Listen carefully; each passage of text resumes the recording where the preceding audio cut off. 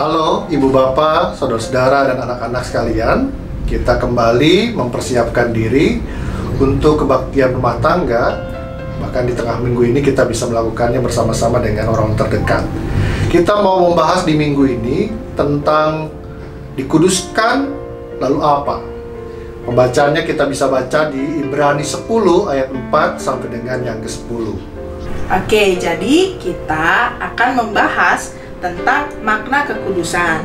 Pak Pendeta Bayu, sebelum kita lebih jauh, rasanya kita perlu tahu nih makna kekudusan yang ada dalam Ibrani 10 ini.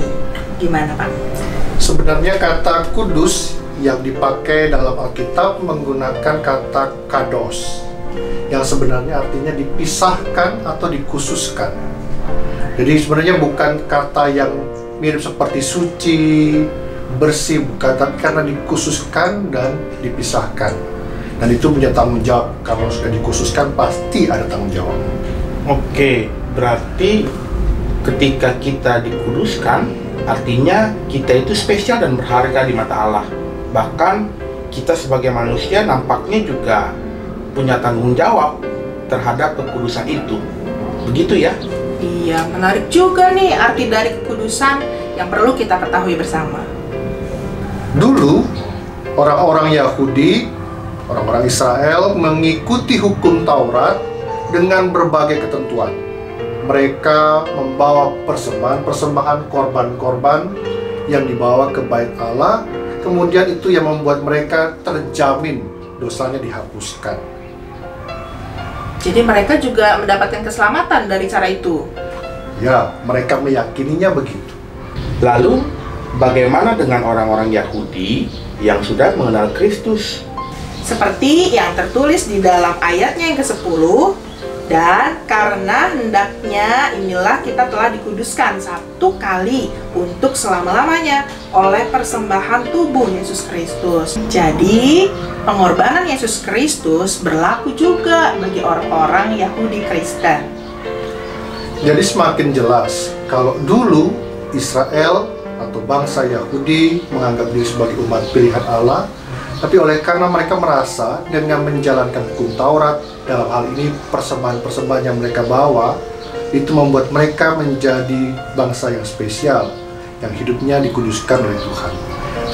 Kita sebagai orang-orang Kristen dikuduskan menjadi umat pilihan Allah oleh karena menjalankan kehendak Kristus.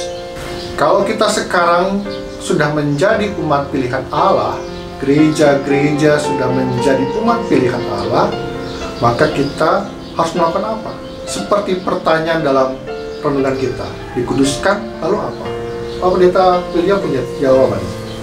Nah, kita yang sudah menerima kekudusan dari Allah, maka kita bisa memberikan persembahan juga, tetapi sebagai ungkapan syukur atas pengorbanan Kristus yang sudah diberikan bagi setiap kita. Jadi persembahan bukan lagi dimaknai untuk pengampunan dosa, tetapi sebagai ungkapan syukur atas pengorbanan Kristus. Persembahan diri kita yang bisa kita juga berikan adalah mengembangkan potensi yang kita miliki dalam kehidupan kita masing-masing.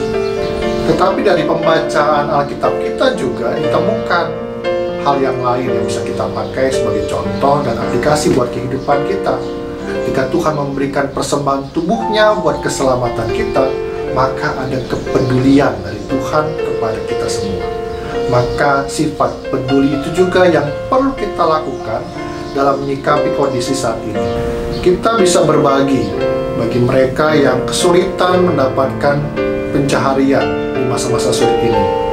Atau kita juga bisa berdonasi bagi tenaga-tenaga medis yang membutuhkan alat pelindung diri.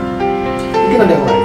Nah, seperti kita tidak berlebihan untuk menggunakan masker dan juga hand sanitizer. Bahkan kita menimbun dan menjualnya lagi dengan harga yang begitu tinggi, sehingga para medis mungkin jadi kesulitan mendapatkan alat pelindung diri.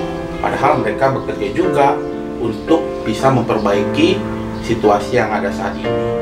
Maka tadi, kekudusan itu bisa menghasilkan juga kepedulian bagi setiap orang-orang yang ada di sekitar kita. Jadi, Dalam renungan KRT hari ini, kita diingatkan bahwa kita sudah dikuduskan oleh Tuhan Yesus Kristus. Seperti judul renungan ini, dikuduskan, koma, bukan titik. Sehingga ketika sudah dikuduskan, kita bisa berdampak nyata bagi setiap orang yang ada di sekeliling kita. Kiranya Tuhan memberkati kita semua.